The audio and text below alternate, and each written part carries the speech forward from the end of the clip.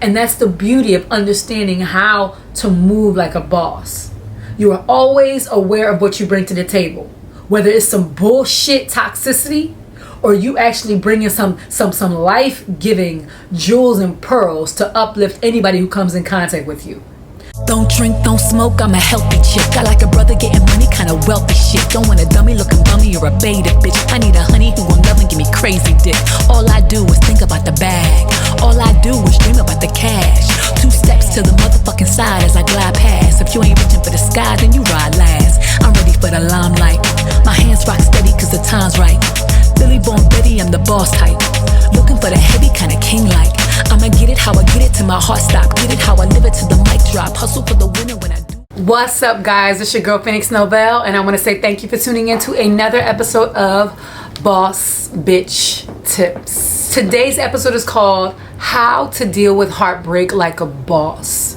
This is an excerpt from my book, The Bawse Bitch Playbook, and it's actually entitled Heartbreak Chapter 6.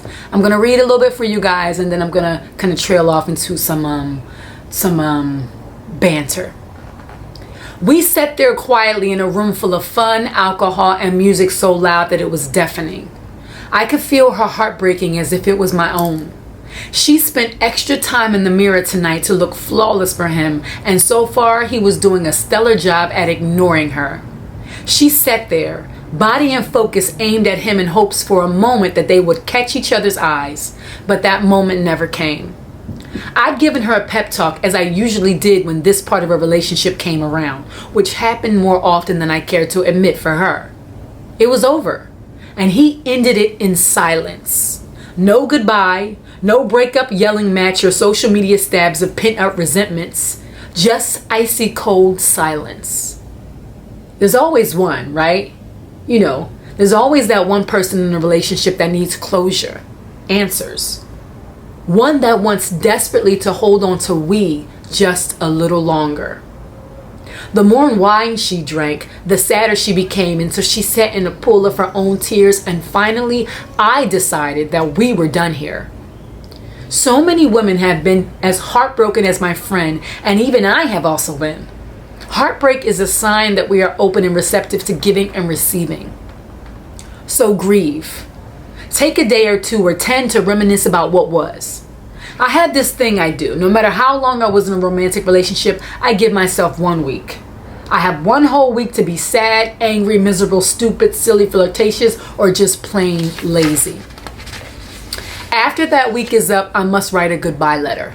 Not to my ex, but to the person I was with my ex.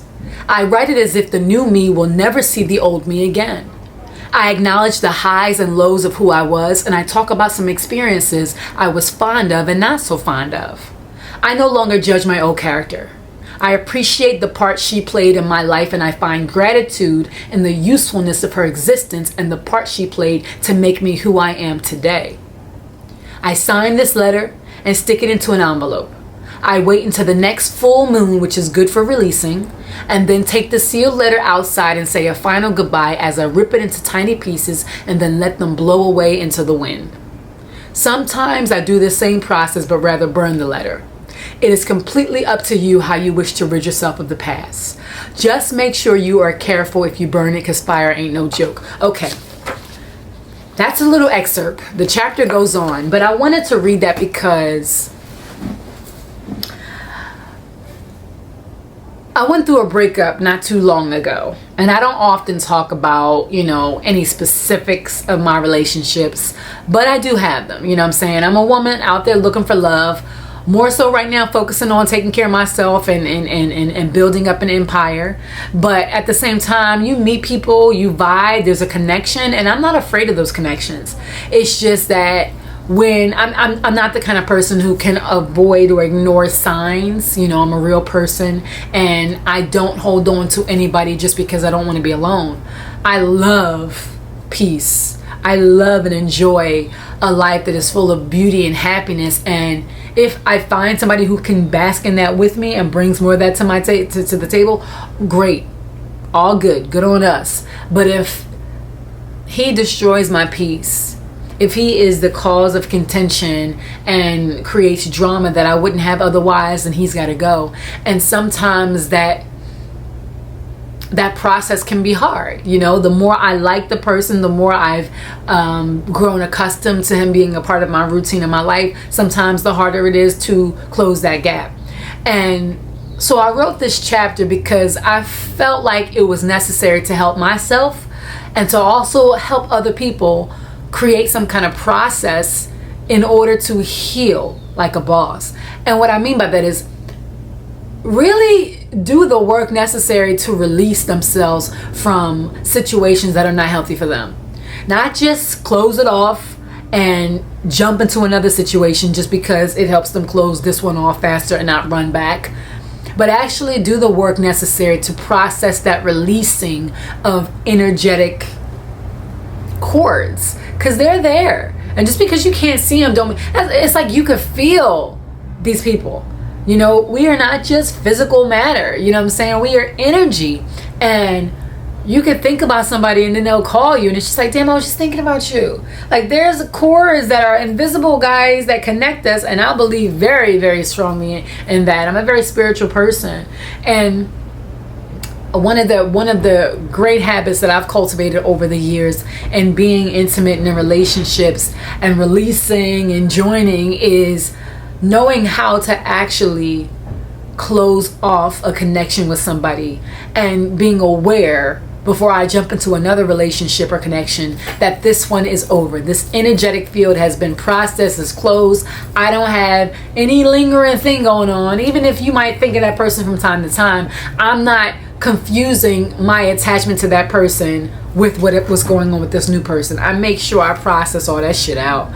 And the best way to do that is to have a program, a system in place to acknowledge why the relationship didn't work, to acknowledge the part that you might have played in it not working, to acknowledge the reason why you decided to let go, or maybe they decided to let go, and to acknowledge why maybe it's a good thing that it's no longer, because if it's not together, you didn't cheat or you didn't do anything wrong, and even if you did, you acknowledge that part too in the role you played. And if you want to reconnect with the person and reconcile or try to get back or ask for forgiveness, then you write that too, right? But sometimes it's just over, and that's kind of what this is about. It's about the heartbreak. It's about maybe not being able to reconnect and things not being salvageable and it being over and how you deal with that.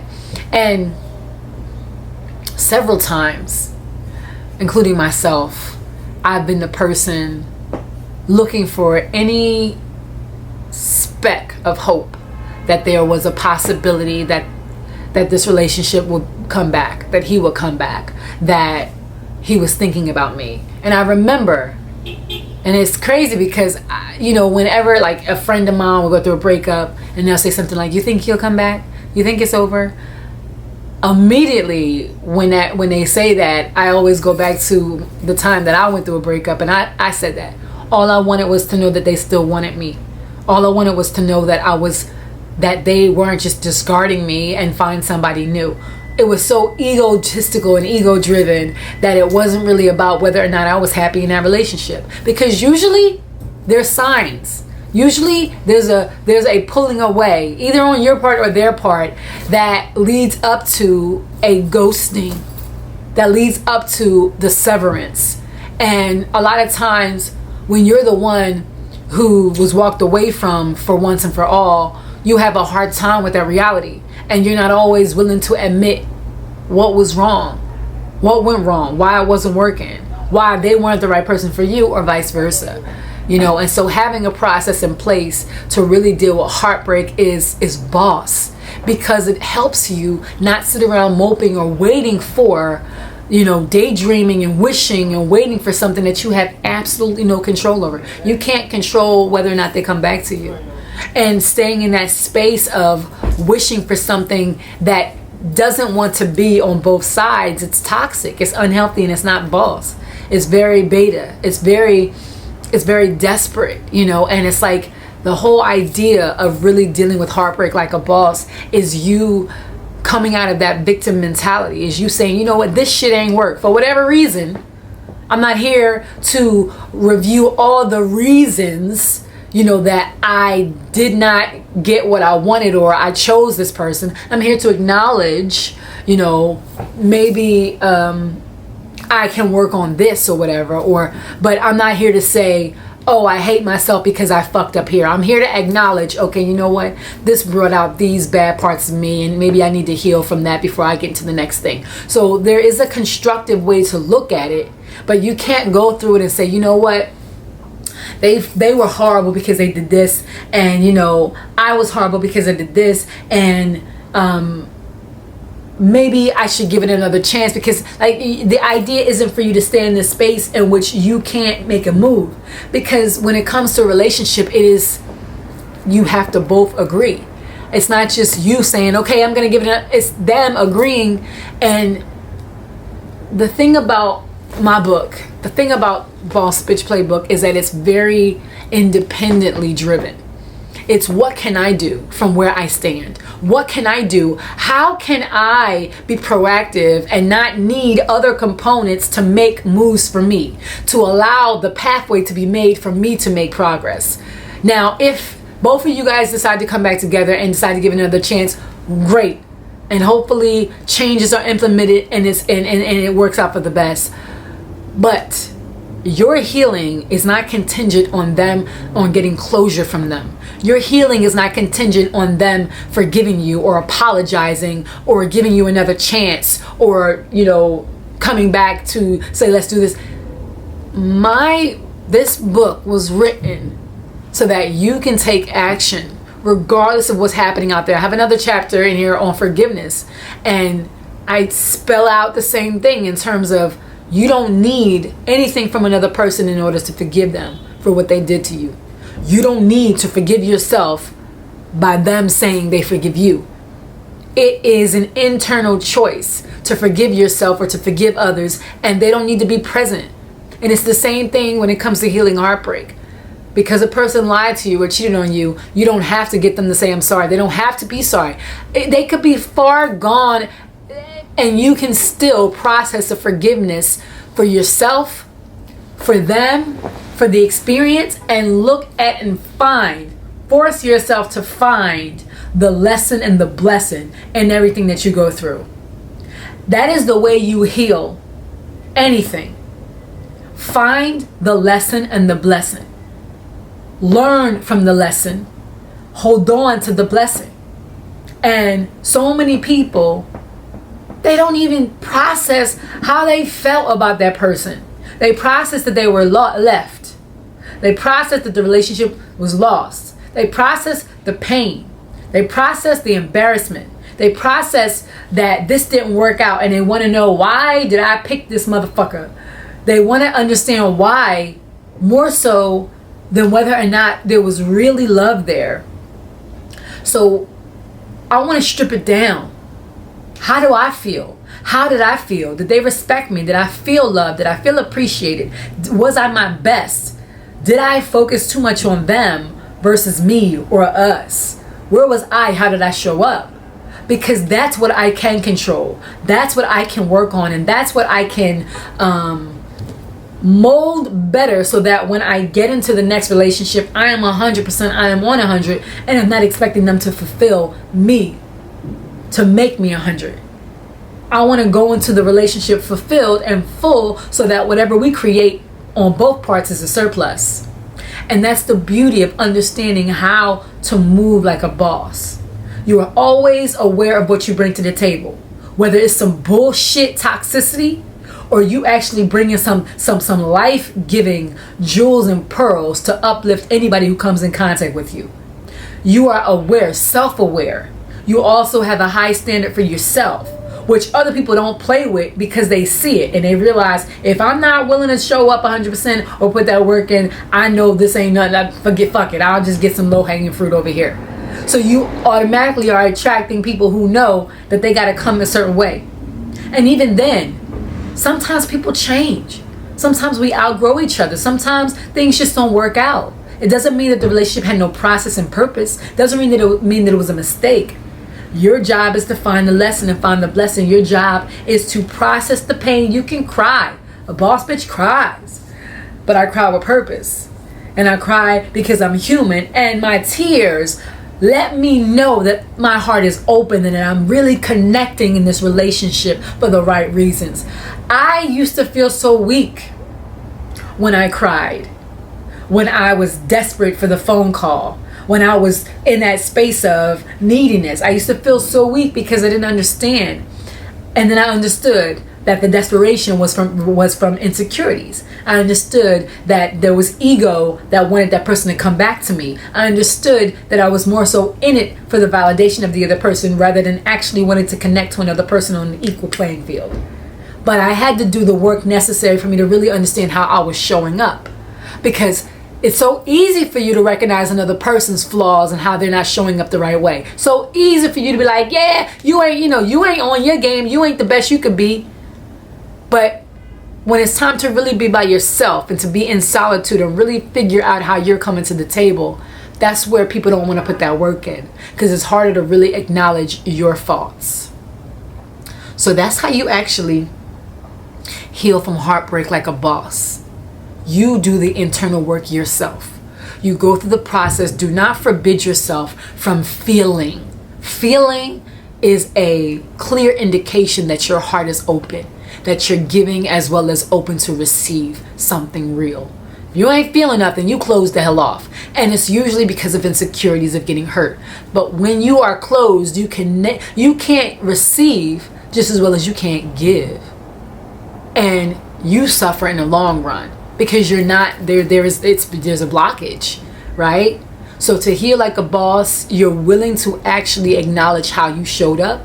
You look for the blessing. You look for the lesson. You acknowledge that this is over. You release that person with love, right?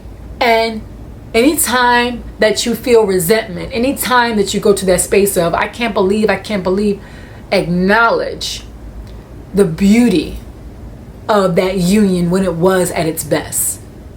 Release that person with love. Don't hold on to no bullshit. That's not a boss move to hold on to no bullshit, right? This book, again, it's not for everybody, because everybody isn't willing to boss up. They're not willing to put on those big girl panties and say, hey, how can I be better as this, so that however they show up, it's not a reflection of what I gave. And that's another boss ass thing, to recognize that what they do does not reflect who you are. It reflects the connection, because sometimes the connection is not worth holding on to, but it doesn't reflect your worth and your value. It just reflects that this is a faulty connection. Maybe they're not on the level, you're not on their level, or you're not what they expect, they're not what you expect. The connection is not strong enough because the frequencies are not compatible. It does not mean that they ain't shit. It doesn't mean that you ain't shit. It doesn't mean that they're not good enough or you're not good enough. It means this connection is not stable. And for some reason, I can see that, and I'm boss enough to not ignore that there's something wrong here. So I'm going to process the end of this. I'm going to go through the emotions, give myself a deadline, because at some point in time, I have to lower the volume of this. Not shut it down, not shut it off. Lower the volume, which means I have to deliberately put my attention on life-giving things. Directing your attention to life-giving things does not mean you're closing off other things. It means that I am deliberately choosing to focus on and give life to those things that give life to me. And naturally, as in science, what you don't give your attention to subsides. Okay? But again, you ride it out. You're not fighting. I think that's what the alarm is going to keep going. But you're not fighting to not feel. You give yourself a deadline to be ridiculous with it in terms of tears, in terms of emotion. Just let it flow. Why? Because there's momentum there anyway. Let it ride. But after a week, for me, it's a week. After a week, I notice myself trying to be a victim, and I bring it back to self-love. I bring it back to, okay, this is where I am now. I bring it back to, okay, what can I do? How can I use my time in a productive way? Maybe now I can take walks in nature. Maybe I can go on a vacation. Maybe I can spend time with family. I do things to now create positive focal points and experiences to counter this negative emotion, this pain, this loss, this death, right? Because it is a death. But that's how you heal like a boss. Guys, thank you so much for tuning into my latest episode of Bawse Bitch Tips. If you have any topic ideas, comments, questions, or you just want to vibe with me, maybe I want to start doing interviews on this channel as well, just to kind of like create more of a rounded series here. You can email me at askthebawse@gmail.com, ASKTHEBAWSE@gmail.com. Real quick, I met Lily Singh.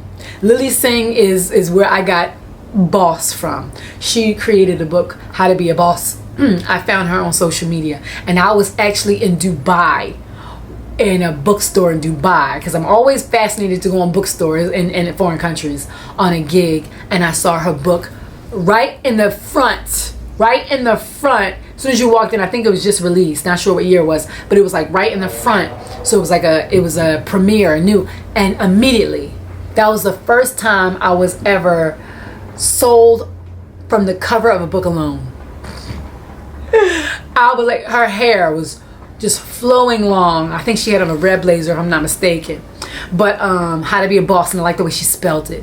And it was that what made me actually look her up. And I was like, oh, she's a comedian. Oh my God. You know, she had YouTube celebrity. But I work in security now, and she came into this place that I worked. I work in security for one of the big network stations. TV network station, and I wanted so bad to geek out, but I had to be professional, so I couldn't be like, I was like, good morning, superstar. I wanted to be like, girl, I got your book.